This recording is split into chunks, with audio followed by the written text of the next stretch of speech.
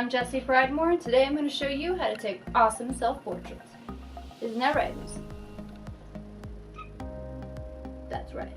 I'm going to try to make this intro as short as possible because I know people just want to get straight to the tutorial, but self-portraiture is really important to me. It was imperative to my development as a photographer. I know you guys know me as Jessie the cosplayer, but I'm also Jessie the photographer. I did photography professionally for many years when I lived in New York. You've probably seen this picture that I've taken of Tim Gunn.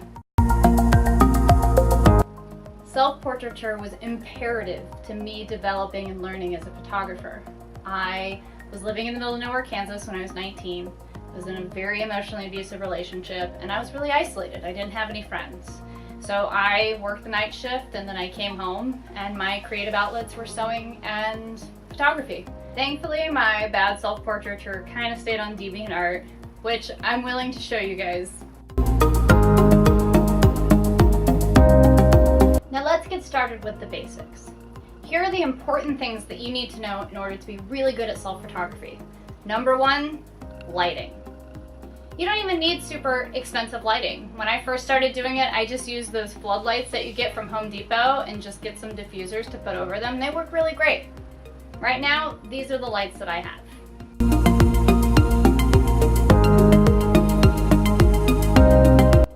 Second, focus. Now, I'm going to try to explain focus to you because I feel like people have a very misconception about focus. People think that when you focus on an object, you're focusing on an individual point on that object, but you're actually not. You're focusing on an entire plane. So let's say that you are focusing on my eyes, which is where you should be focusing when you're doing photography. You're not just focusing on my eyes, you're focusing on everything that's in the same plane as my eyes. So you have to think about focus more as little slats instead. And when you open up your aperture, the more slats you'll be able to see. The third important thing, and quite possibly the most important, is patience. When I first started doing self-photography with bigger cameras, I would take upwards of 300 pictures until I got that one photo that I wanted. It takes a lot of work, and specifically because I wasn't working with the remote shutter at the time, I was working off of the camera timer. So I would set the timer, run in front, have the picture taken, go see how it looked, and do the same thing over and over again. You have to learn your body really well, and you have to learn the way that you feel when you're posing really well because it will help you later on in the long run. Now I can take 10 photos and get the photo that I know that I wanted. Fourth, equipment. You can take really good selfies with smaller end cameras. I mean, I started with a 3.2 megapixel camera and now I shoot with a Nikon D300.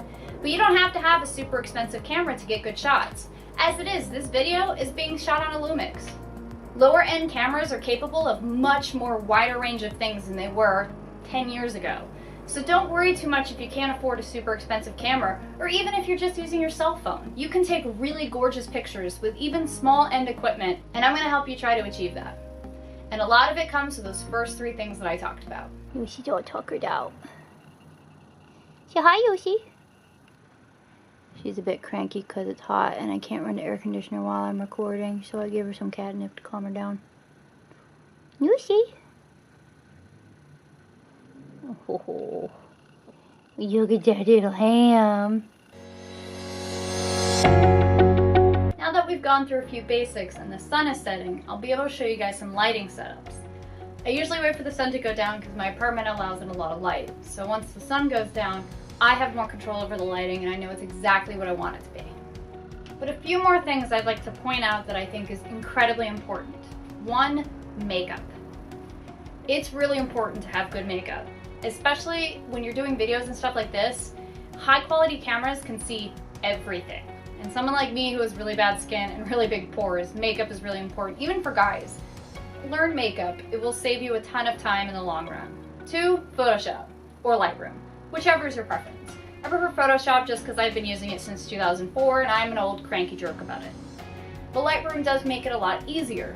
There's a ton of tutorials online to help you learn Photoshop and just to be a little bit better about it.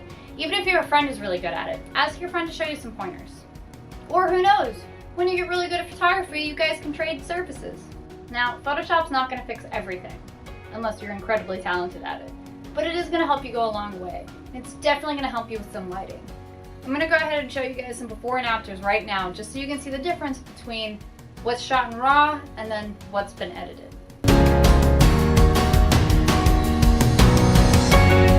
Now this is probably the most common lighting setup you've seen me use. I use this setup for all of my headshots and my really close portraiture. I have one softbox here with all 5 lights firing and has the diffuser on top. I have another one here that only has 3 lights firing with no box because I like harsher light on one side than the other. It helps draw out some details. The third light being the backlight. I love backlights. I think they're really versatile and they also help the subject pop out of the background, especially if you're using a background that's very similar to any of the elements in the subject. Now for the camera that I use. This is the Nikon D300. It came out in 2009 and I've had it since then. While it only has a 12.3 megapixel sensor, it is one of the fastest shooters ever made. And unless you're printing for billboards, you don't really need that high of a megapixel count. Attached to it, I have the 35 by 70 millimeter lens 2.8. I love this lens, it's a great portraiture lens, and it also shoots a little wide in case you don't have a lot of distance between your camera and your backdrop. And I also want to point out, anytime I have a white background in my photos, I'm just shooting against the white wall. It doesn't have to be anything fancy. You know, you don't need these fancy stands. You can just pin fabric to a wall, which is what I used to do when I was younger. You don't have to spend a lot of money to get good photos. Now attached to my camera is an IR remote shutter. These do not work with all Nikons. Sorry Canon, I don't know your cameras enough to speak for them. It saves you a lot of time. If you have the remote shutter, you don't have to keep going back and forth between the camera and standing here and lose your spot. However, you do have to come up with creative ways to hide your remote, which I will go into that as well. You can also set your camera on a timer so that when you hit the remote shutter, the timer goes off and you have time to ditch the remote. Now I want to spend a quick minute talking about tripods. Even if you spend a lot of money on a tripod, DSLRs are really heavy. It's hard to find a good position with your DSLR, and it's taken me a long time to figure it out. So this is a slick one. It's very heavy duty. I can't have my extra battery pack or one of my heavier lenses when I use these tripods. Normally, when you put a camera on a tripod, you don't put it on this way. You put it on facing this way with this in the back. But I found if I do it this way and then move it down and then use the base itself that fits into the top of the tripod as the mover and then locking it, I have much more control and much more dynamic range when it comes to how I can position my camera. I have my camera set up and I have my lighting set up and I'm ready to go. One thing to keep in mind is that with the remote shutter, you can press it, focus, and then push it to take a picture, just like with a camera. Now, if you don't have that option, one thing that you can do is if you don't have a buddy, you can get one of your stands here or anything and just have it exactly where you're going to stand. Have your camera focus on it, turn it on manual, and then leave it be. If you remember what I taught you before about focus being more like pans instead of spots, you can close up your aperture to give yourself more access to pans. Now right now, my lens is set at a 2.8. If I set it at a 5 or sometimes I even shoot at an 11, I can see a much more wide range and I have much more mode of error in case I move out of position. Keep in mind, that's going to allow in a lot less light. So you can either slow down your shutter speed or you can bump up your ISO, or do both. Now with more modern cameras, bumping up your ISO is not that big of a deal. It doesn't make it super grainy. But the more you bump up your ISO, the more grainy the photo is going to be. And while doing it in post can fix it a little bit, keeping it as in camera as possible is always going to be more beneficial. So for file, I shoot in RAW. A RAW in a Nikon is an NEF. A RAW in a Canon is a CRV. The difference between a RAW and a JPEG is that a RAW allows in so much more information than with a JPEG. If you're using Photoshop, when you open up a RAW image, Photoshop automatically opens a secondary program called Camera Raw. It allows you to adjust things that you can't adjust with a JPEG. And it allows you to recover a lot more information than you could if you were shooting with just a JPEG. And with Nikon, you can move the center of focus. You always want to focus on the eyes. I'm not sure if Canon allows that, but with Nikon it does. That little round circle that has the arrows on it, if you're in the shooting mode, not viewing mode, you can use that to move that little red box around so that you can choose where you want to focus. That's really important in self-photography. Now on to a couple full body shots. I wore cropped up today because I wanted to show you guys ways that you can make your stomach look really good in photos. Even when you try really hard and you go to the gym, sometimes you just have an off day, or you ate a big meal, or you're really close to your period and you're bloated. It happens.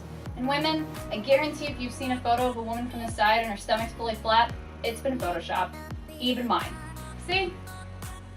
We have pouches. That's just the way that it is. I'm hoping with the self-photography you can be more confident in yourself. Because when you're confident and happy, it shows in your photos. And I think that that's really important. Because once you know the poses that make you look really good, you'll be able to do them anywhere. Alright, now that we're doing full body, we have to get creative with our remote shutter. Now, you don't really need the antenna up if your camera's not that far away. So that's good. That helps a lot. You can palm it, you can hide it behind your head, you can hide it behind your leg. If you're a little bit better in Photoshop, one thing you can do, if it's a pose that you know you really like, you could take it in this hand in one, and then swap it, and take it in the other hand, and then combine the two photos so that you don't have the remote shutter in either hand. I'm going to go ahead and show you all 3 poses. One thing to remember, if you're trying to do a photo where you're trying to make your abs show, one lighting more on the other side is always going to help. Because then you can start seeing those shadows and stuff, and well, you're not going to see it in the camera because the camera's really blown out right now. But once you see it in the frame, you'll be able to see different shadows and stuff, and it'll help a lot with making you look more fit and more toned. If you're trying to look sexy, always keep the S in mind. If you're going to pop out a hip, make sure the rest of you curves go with it. So, if I pop out like this, see my stomach looks really nice. Don't suck in. You want to tense your muscles and make them look really pronounced. If you have to, do some push-ups, do some pull-ups, do a few planks, really bring those muscles out. If you want your muscles to look the best, go to the gym and then take photos. They always look good. Before and afters are a lie. Now I'm going to show you guys the before and afters of the photos that I took here today. There you have it, the basics of self-photography. I hope you guys learned a lot and that it was easy for you to understand. I can't wait to see your work. The difference between a novice and a master is time, patience, and education. Be patient. Don't be so hard on yourself. Everybody has to start somewhere. Don't forget to subscribe to my channel so you can see more tutorials. And there's helpful links in the description to help you see some of the stuff featured in my video. Thank you so much for spending time with me and Lucy. Happy shooting!